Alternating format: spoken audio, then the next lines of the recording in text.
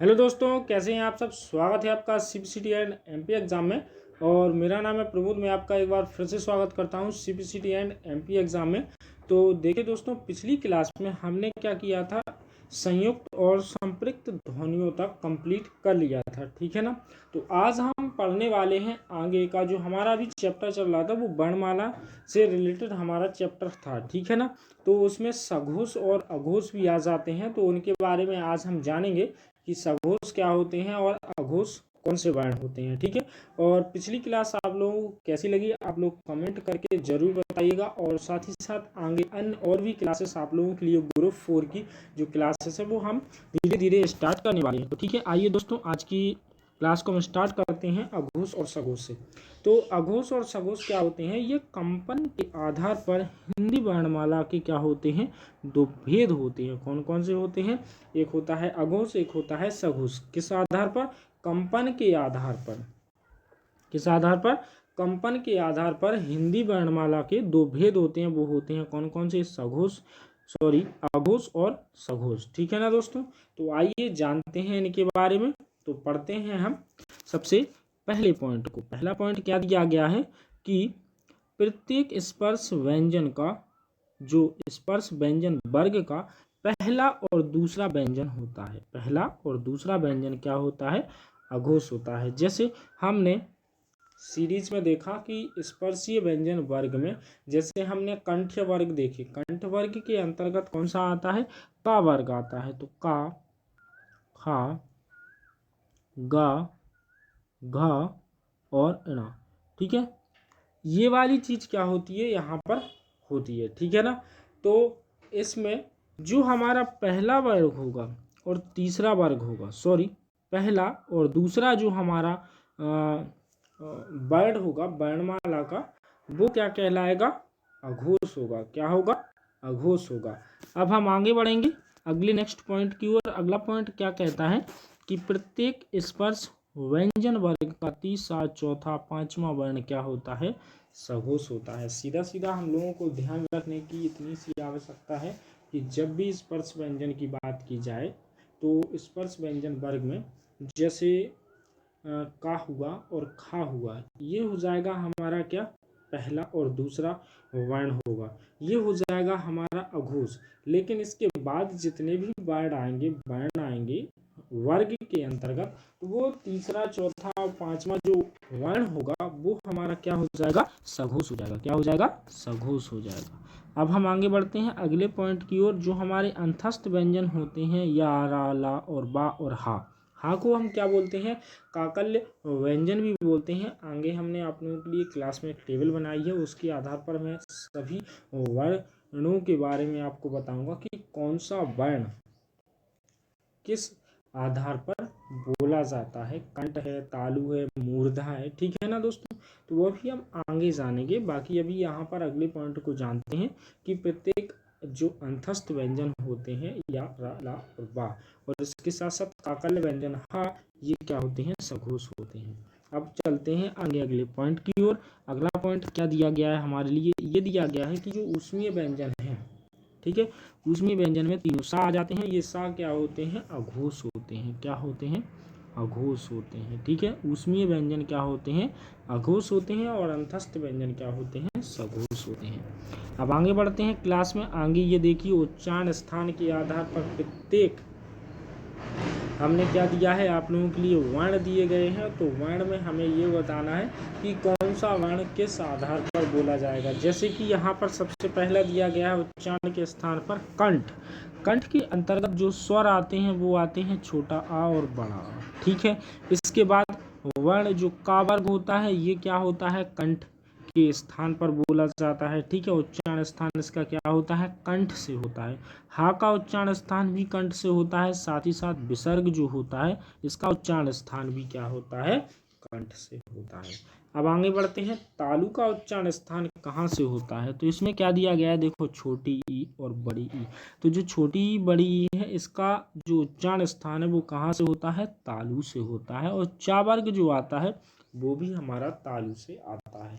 इसके बाद अंतस्थ व्यंजन में या और ऊष्मीय व्यंजन में सा, ये हमारा जो उच्चारण स्थान है इसका क्या है, तालु है। ठीक है ना।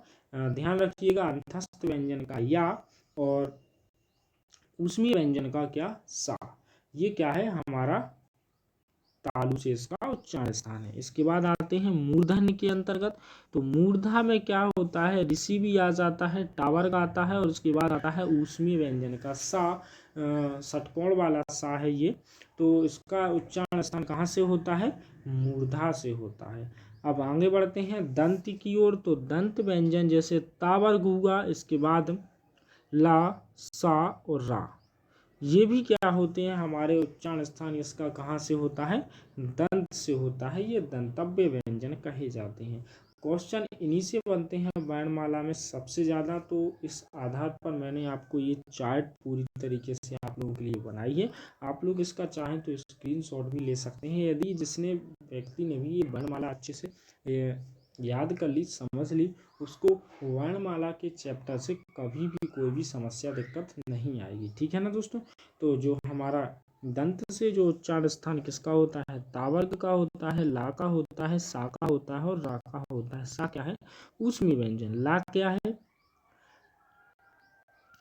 हमारा क्या है, अंतस्थ व्यंजन है। ठीक है ना। अब आगे बढ़ते हैं। ओष्ठ से जो उच्चारण स्थान किसका होता है, दो स्वर आ जाते हैं, ऊ और बड़ा ऊ। इसके बाद पावर क्या होगा, इसमें ओष्ठ के अंतर्गत पूरा आ जाएगा। आगे बढ़ते हैं। कंठ ओष्ठ से सिर्फ स्वर आते हैं, ओ और औ, और कंठ तालु से आते हैं ए और ऐ। इनका उच्चारण स्थान कहाँ से होता है, कंठोष्ठ और कंठ तालव्य से। अब हम आगे बढ़ेंगे अगले हेडिंग की ओर। या तो यहाँ पर क्वेश्चन दिए गए हैं, तो अब हम क्वेश्चन करने वाले हैं। देखिए किस प्रकार से क्वेश्चन बनते हैं, यहाँ पर हम जानते हैं। जैसे का वर्ण का उच्चारण स्थान कहाँ से होता है, कंठ, तालु, दंत या फिर मूर्धा। मूर्छा लिखा है यहाँ पर, मूर्धा है यहाँ पर लास्ट ऑप्शन में, क्या मूर्धा। तो जो का वर्ण का जो उच्चारण स्थान होता है वो हमारा कहाँ से होता है, कंठ से होता है। देखिए हम लोग सारणी में भी देख लेते हैं।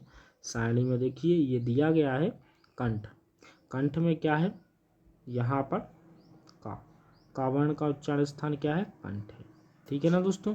अब हम बढ़ते हैं अगले ऑब्जेक्टिव क्वेश्चन की ओर। अगला क्वेश्चन क्या दिया गया है, यहाँ पर इसको हमने टिक कर लिया था।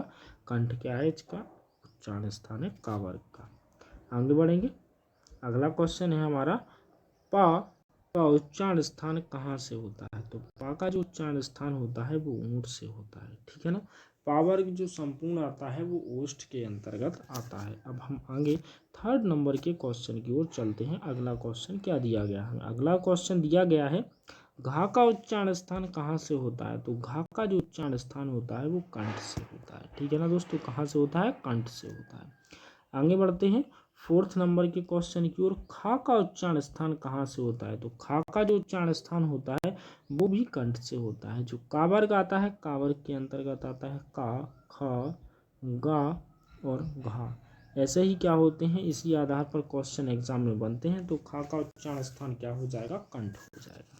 इन चारों का उच्चारण स्थान कहाँ से होता है, कंठ से होता है। आगे बढ़ेंगे।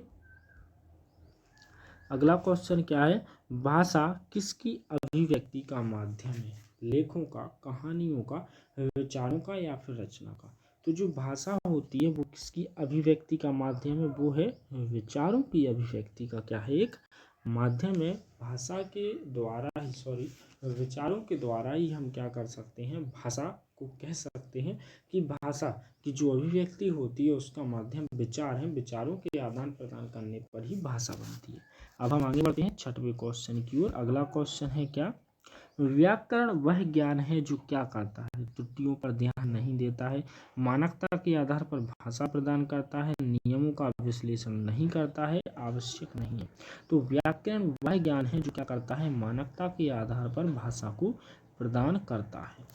आगे बढ़ेंगे अगले क्वेश्चन की ओर। घा का उच्चारण स्थान कहाँ से होता है। तो अभी मैंने बताया आपको कि जितने भी कंठे वर्ग के व्यंजन आते हैं, का, खा, गा, खा, ये हमारे कहाँ से आते हैं, कंठ से आते हैं।